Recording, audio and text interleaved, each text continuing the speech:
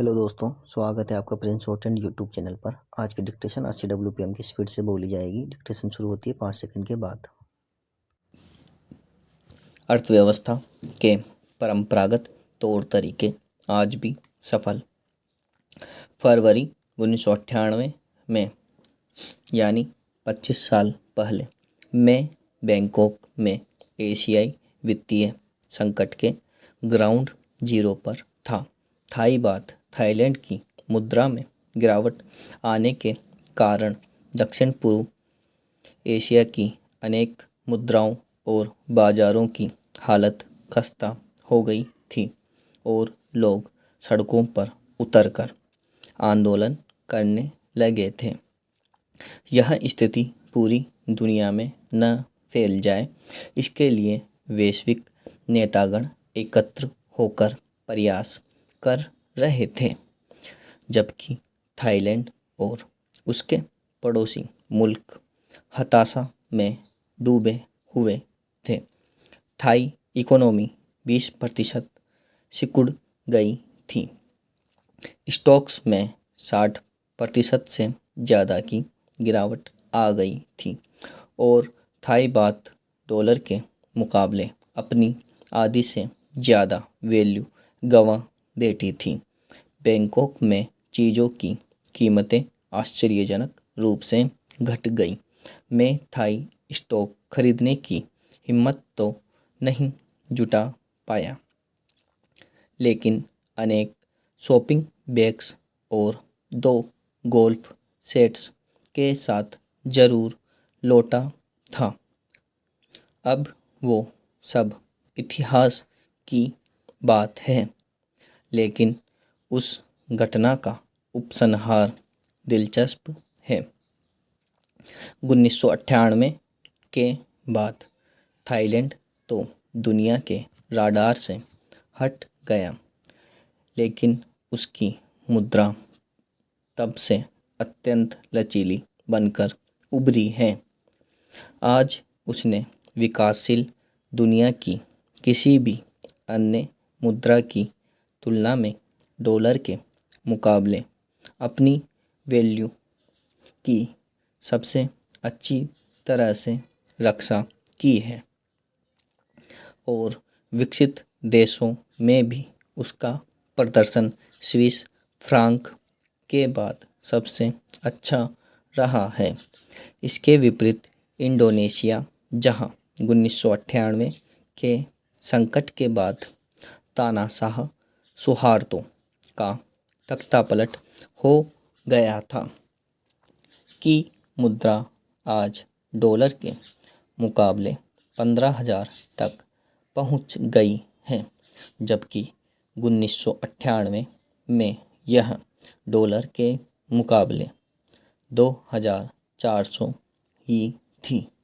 इसकी तुलना में थाई मुद्रा आज डॉलर के मुकाबले 33 ही है, जो कि 1998 से पहले के आंकड़े 26 से ज़्यादा दूर नहीं है।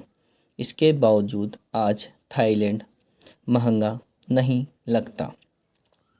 एक विदेशी निवेशक फुकेट में $200 से कम में 5 सितारा होटल पा सकता है।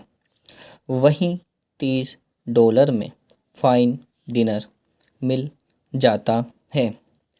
थाईलैंड वैश्विक रूप से भी प्रतिस्पर्धात्मक बना हुआ है, यानी जो कभी वित्तीय संकट का केंद्र था, वह आज स्थिरता का पर्याय बन चुका है और वह दूसरी उभरती हुई इकोनॉमी के लिए भी एक सबक है।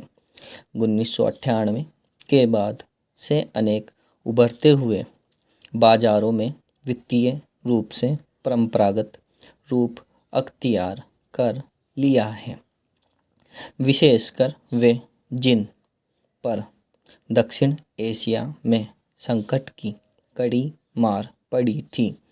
इंडोनेशियाई बैंक बदहाली के शिकार थे, जबकि आज वे सुप्रबंधन की मिसाल है।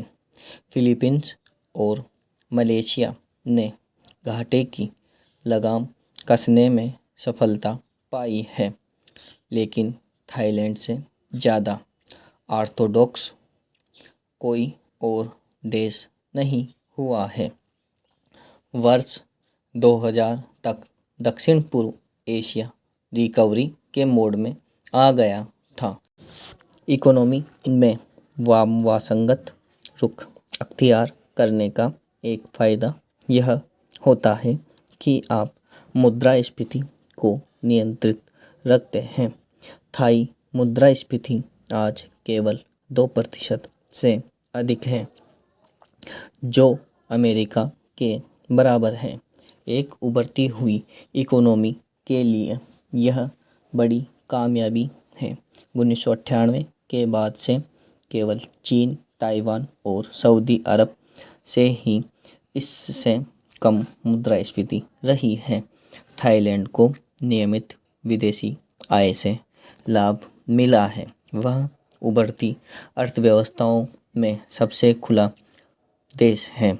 वहाँ ट्रेड जीडीपी का 110% हो गया है।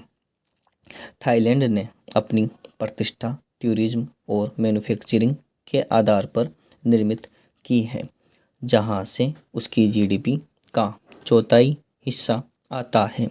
1998 के संकट के दौरान मैंने बैंकॉक के बाहर नए 4 लेन हाईवे की सैर की थी और वहाँ मुझे सब तरफ फैक्ट्रियाँ निर्मित होती नज़र आई थी। उसके बाद से उसका मैन्युफैक्चरिंग बेस निरंतर बढ़ा है। आज वो लोग कारों से लेकर इलेक्ट्रिक व्हीकल पार्ट्स तक सब कुछ बना रहे हैं और विदेशी निवेश नियंत्रित कर रहे हैं। इसी दौरान फुकेट और कोह सुमई के इर्द गिर्द टूरिस्ट हॉटस्पॉट अब मेडिकल और वेलनेस सेवाओं के गढ़ के रूप में भी विकसित हो चुके हैं। आज थाईलैंड की जीडीपी में टूरिज्म का योगदान 12% से अधिक हो गया है। स्टॉप।